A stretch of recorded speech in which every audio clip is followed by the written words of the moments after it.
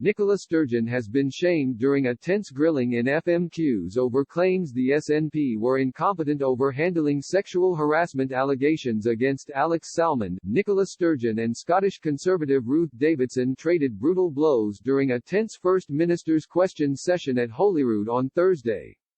The fiery exchange took place against the backdrop of the Alex Salmond inquiry and the First Minister's first appearance this week in front of the committee investigating allegations that Ms. Sturgeon misled the Scottish Parliament.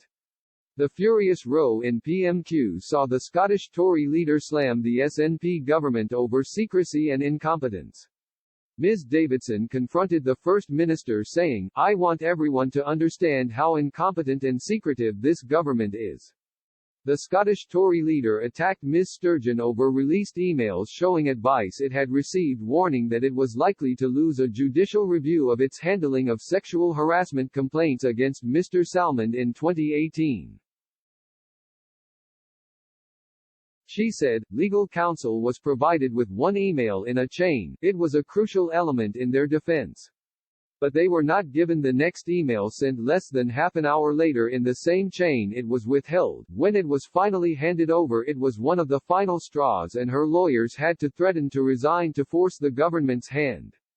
She continued, that information was available the whole time. The government could have passed it to their lawyers in September or October or November. But they withheld it, they kept it secret, and it cost them months and all of us £500,000 of taxpayers' money. Turning to the First Minister, Ms. Davidson asked, why was the crucial evidence withheld for months from the government's own the legal team?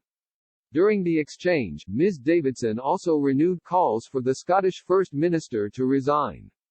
Ms. Sturgeon replied, the case ultimately collapsed because information came to light.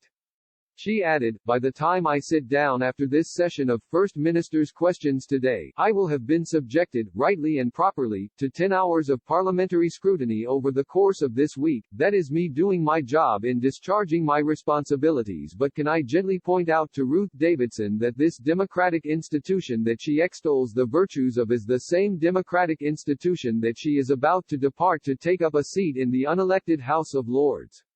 I think people across the country are becoming heartily sick of the soon-to-be Baroness Davidson lecturing anybody else on democracy.